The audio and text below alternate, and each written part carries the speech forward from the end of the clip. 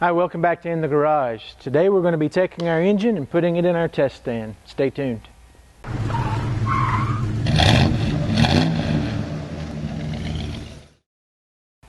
Hi, welcome back. If you remember in our last episode, we buttoned up the intake and the valve covers for our engine. We've gone ahead and done some of the prep work to get this engine prepared to lift and put into our engine test stand. We've got our engine lift chain and plate already installed. These are from Performance Tool. All the part numbers will be in the description below. There are a couple of more pieces we're going to need to put on the engine before we put it in our test stand, like the flywheel, the bell housing, and our engine mounts. So let's go ahead and put those in and then we'll get it moved over. The first thing we're going to install is our engine mounts. These are from Energy Suspension, made in the USA. These are their performance polyurethane engine mounts. I'm going to show you what comes in the kit.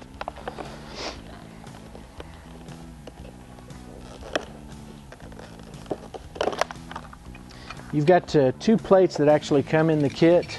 This is not a shim or a spacer. This is actually a part of the engine mount system. It has to be installed with every engine mount that you put in. You can see you've got a good thick polyurethane isolator built into the bracket itself that's going to give you years of trouble-free performance for this engine mount.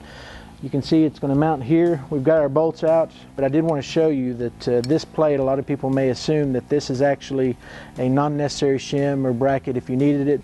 It is to be installed with every engine mount that goes in. This is part of the instructions that Energy Suspension provides. It does, as you can see, it does isolate the isolator from the engine itself and give you that added stress and torque control of the mount.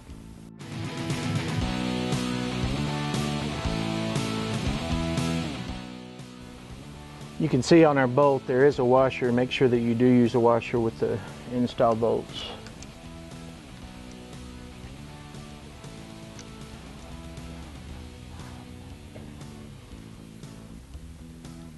Okay, so we've got all the bolts snugged down. The instructions that Energy Suspension provides with this engine mount says that they should be torqued down to 25 to 35 foot-pounds. So we've got our torque wrench already set.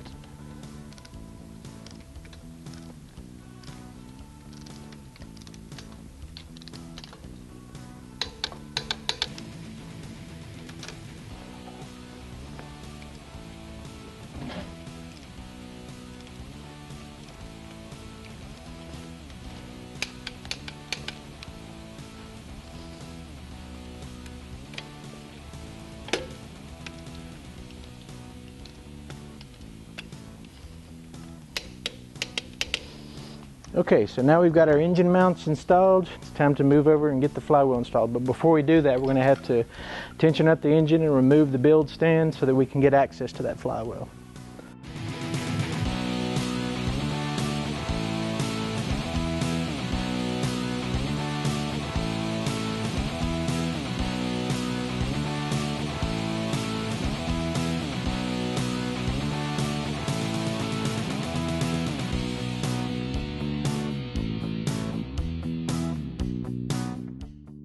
Okay, so we've lowered the engine down against the floor. Now we haven't taken the stress off the chain. Obviously most of the weight we want to keep on the chain. We're just putting enough weight onto the oil pan to give us something to work against when we're installing the flex plate. So let's go get it and we'll show you what we've got. Okay, so we've got both of our engine mounts installed on the engine. The next thing is to actually install the flex plate or flywheel, whatever you're using for your build. We're actually using the PRW Gold Series SFI Chromoly flywheel. This is a heavy-duty flywheel. We shouldn't have any issues with this. It should be a great piece to install. The part numbers will be in the description below. I did want to show you on the flywheel itself, you're going to have the information about the flywheel and the specifications for SFI that it meets. If you look at the other side, they've actually put a decal to show you this is the engine side. Usually your flywheel either will have a decal or a stamping on the side that needs to go against the engine, but make sure you pay attention to that when you're installing these. It's a very straightforward install. You just line up the holes and put in your bolts. There's our alignment. We're actually using the Mr. Gasket Flexplate bolts. Again, the part numbers will be in the description. You'll notice in the kit you have the star washers and the bolts. So make sure you're using all the kit that they give you when you install these. I'll get these started and we'll be right back to get them torqued down.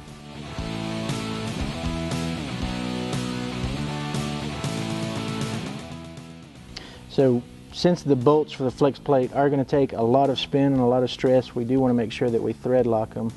We're actually using the red thread locker. This is one of those situations where that extra bit of security is well worth the concern of getting them back out, because we don't want these bolts backing out in any shape, form, or fashion.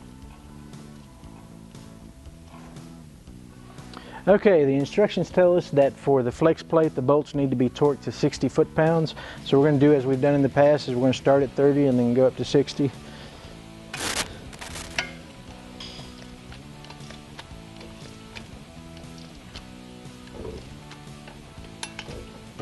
And in any situation like this, when you're torquing in a circle, always use a star pattern to do your torques.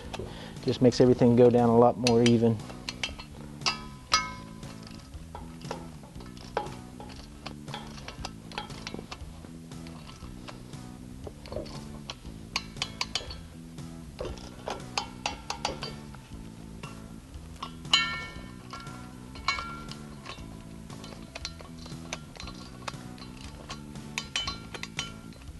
Okay, so we've got everything to 30. We're going to go ahead and take it up to 60 now.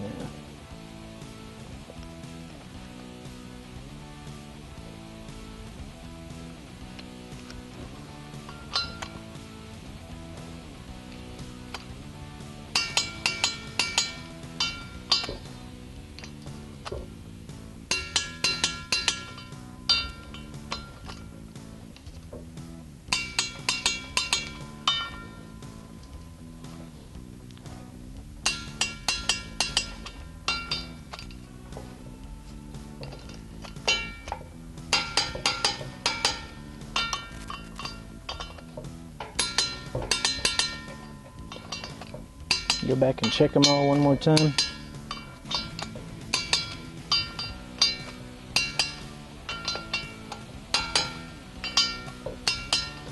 And our flywheel's installed.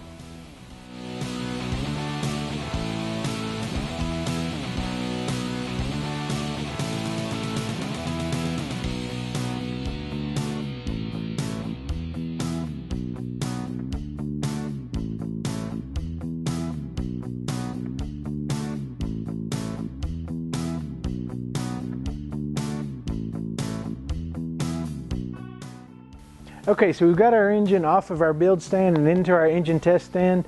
One thing I wanted to point out, this is the stage where we're going to need to work out our plumbing and where our wiring and coolant lines, fuel lines, all of the electrical is going to be run. This is also probably the point in the process where you're either going to be installing the block in the engine or moving it into whatever project you're building. Since we were building this engine as a test mule for our test stand, that's where we moved it in here. It was a fairly straightforward install on this. I did want to point out there may be some steps that you're going to do differently in your build. If you're putting it in the car, you might already have the headers or the exhaust manifolds on, but for us this was the time to get it moved over so that we could kind of plan out how we're going to route all of our coolant and all of our fuel and electrical and all that.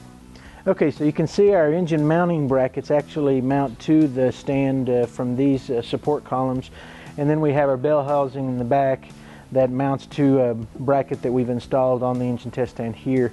I would say on here these are totally adjustable on the height to match whatever block you have.